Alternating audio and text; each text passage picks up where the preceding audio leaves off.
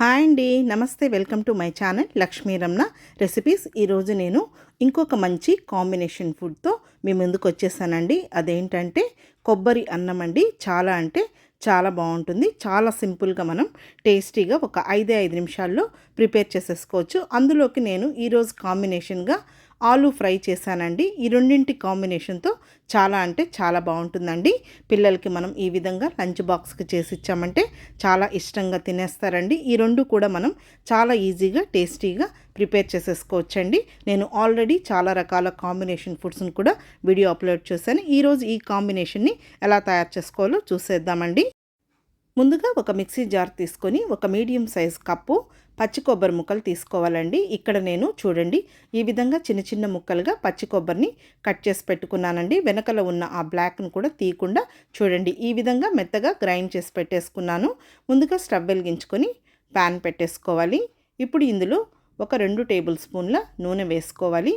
నూనె వేడెక్కిన తర్వాత 1/2 టీ స్పూన్ ఆవాలు, అలాగే 1 టీ స్పూన్ మినపప్పు, 1 టీ స్పూన్ పచ్చిశనగపప్పు, ఒక 1/2 టీ స్పూన్ జీలకర్ర వేసేసుకోవాలి. ఇప్పుడు మీడియం ఫ్లేమ్లో ఈ పోపు దినుసుల్ని మంచి కలర్ వచ్చే వరకు ఫ్రై చేసేసుకోవాలి. కొద్దిగా మనకు పోపు దినుసులు ఎక్కువగా ఉంటే కొబ్బరి అన్నంలో టేస్ట్ అనేది బాగుంటుంది. ఇప్పుడు అవన్నీ వేగిన తర్వాత ఒక ఎండుమిరపకాయని తుంచి వేసేసుకొని, అలాగే ఒక 2 పచ్చిమిరపకాయలని కొద్దిగా చిన్న చిన్న ముక్కలుగా కట్ చేసి వేసేసుకొని, ఈ పచ్చిమిర్చిని అలాగే ఎండుమిరపకాయలని లైట్గా ఫ్రై చేసేసుకున్న తర్వాత కొద్దిగా పచ్చి కరివేపాకును కూడా వేసేసుకోవాలండి. ఇప్పుడు వేగిన తర్వాత ముందుగా మిక్సీ పట్టుకున్న ఈ పచ్చి కొబ్బరి పొడిని వేసేసుకొని మీడియం ఫ్లేమ్లో జస్ట్ ఒకసారి అంతా కలిసేటట్టు కలుపుకోవాలండి. హై ఫ్లేమ్ పెట్టకూడదు.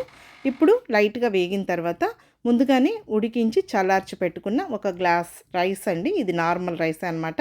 అన్నం కొద్దిగా పొడి పొడిగా ఉండేటట్లు చూసుకోవాలి. అన్నం వండిన తర్వాత కొద్దిగా చల్లార్చుకోవాలండి. ఇప్పుడు రుచికి సరిపడా సాల్టు, అలాగే ఒక పావు టీ స్పూన్ కచ్చా పచ్చగా దంచుకున్న మిరియాల పొడి కూడా వేసేసుకొని ఈ అన్నాన్ని 1 నిమిషం మీడియం ఫ్లేమ్లో అలా అంతా కలిపేసేసుకోవాలండి.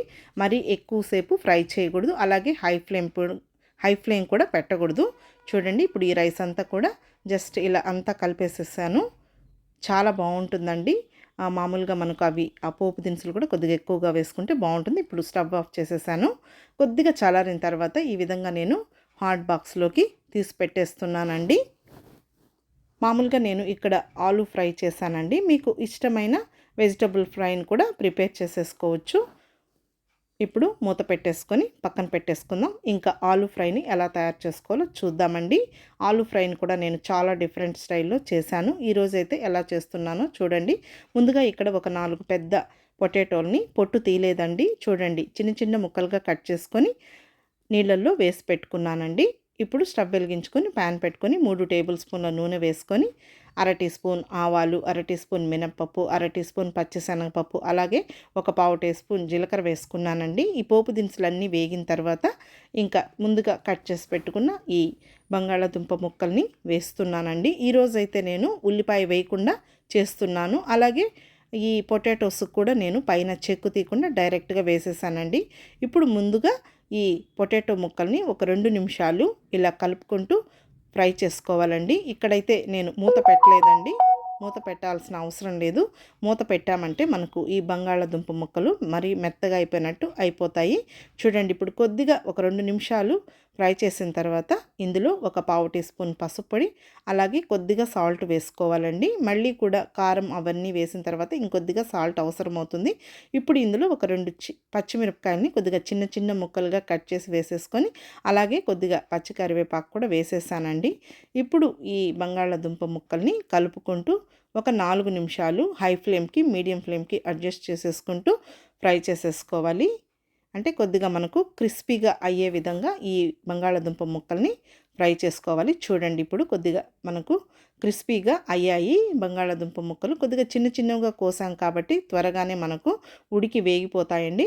ఇప్పుడు ఇందులో ఒక 6 వెల్లుల్లి రెబ్బల్ని లైట్గా పొట్టు తీసుకొని కచ్చా పచ్చగా దంచి వేసిన తర్వాత 1 నిమిషం ఈ వెల్లుల్లి ముక్కల్ని మనం ఫ్రై చేసుకోవాలి. కొద్దిగా ఫ్రై అయిన తర్వాత ఇందులో 1 టీ స్పూన్ కారం పొడి వేసుకోవాలండి. ఆల్రెడీ మనం పచ్చిమిర్చి కూడా వేసాము. అలాగే ఒక పావు టీ స్పూన్ కచ్చాపచ్చగా దంచుకున్న మిరియాల పొడి, అలాగే ఇంకొద్దిగా సాల్ట్ వేసుకోవాలండి. ఇప్పుడు మనం స్పైసెస్ అవన్నీ వేసాం కదా, ముందుగా కొద్దిగా వేసామండి సాల్ట్, ఒకేసారి వేయకూడదు. ఇప్పుడు చివరిగా కొద్దిగా సాల్ట్ కూడా వేసిన తర్వాత 1 నిమిషం మీడియం ఫ్లేమ్లో ఇదంతా కూడా ఇలా కలుపుకుంటూ ఫ్రై చేసుకోవాలండి. ఇప్పుడు స్విచ్ ఆఫ్ చేసేసుకోవాలి. మనకు ఈ ఆలూ ఫ్రై అనేది రెడీ అయిపోయింది. ఇప్పుడు చివరగా కొద్దిగా కొత్తిమీరని సన్నగా చాప్ చేసి వేసేసుకోవాలండి. బాగుంటుందండి. మామూలుగా మనం కొబ్బరి అన్నంలోకి కాంబినేషన్గానే కాకుండా సాంబార్, పప్పు, పచ్చడి అలా చేసుకున్నప్పుడు కూడా ఈ మెథడ్లో మనం ఆలూ ఫ్రైని చేసేసుకోవచ్చండి. ఇప్పుడు 2 రెసిపీస్ రెడీ అయిపోయాయి కదా, నేను డిష్ అవుట్ చేస్తున్నానండి. ఒక ప్లేట్లోకి కొబ్బరి అన్నంని డిష్ అవుట్ చేసేస్తున్నాను. చాలా అంటే చాలా బాగుంటుందండి. మనకు కొబ్బరి కూడా ఆరోగ్యానికి చాలా మంచిది. పైగా ఈ కొబ్బరి అన్నం అనేది మనం తయారు చేసుకున్నప్పుడు చాలా కమ్మగా ఉంటుంది. పిల్లలకి లంచ్ బాక్స్ కూడా మనం ఈ విధంగా పెట్టించామంటే ఈ కాంబినేషన్తో చాలా ఇష్టంగా తింటారు. ఇంకా నేను ఇక్కడ ఆలూ ఫ్రైని డిష్ అవుట్ చేసేస్తున్నానండి. అంతే అండి. ఈ రెండింటి కాంబినేషన్తో ఒకసారి తప్పకుండా ట్రై చేసి చూడండి. చాలా అంటే చాలా బాగుంటుంది. చాలా కమ్మగా ఉంటుందండి. ఈ రెండు కూడా మనం చాలా ఈజీగా, టేస్టీగా, క్విక్గా ప్రిపేర్ చేసేసుకోవచ్చు. ఈ వీడియో మీకు నచ్చితే లైక్ చేయండి, షేర్ చేయండి. ఇంకొక మంచి వీడియోతో మళ్ళీ కలుద్దాం. నమస్తే అండి.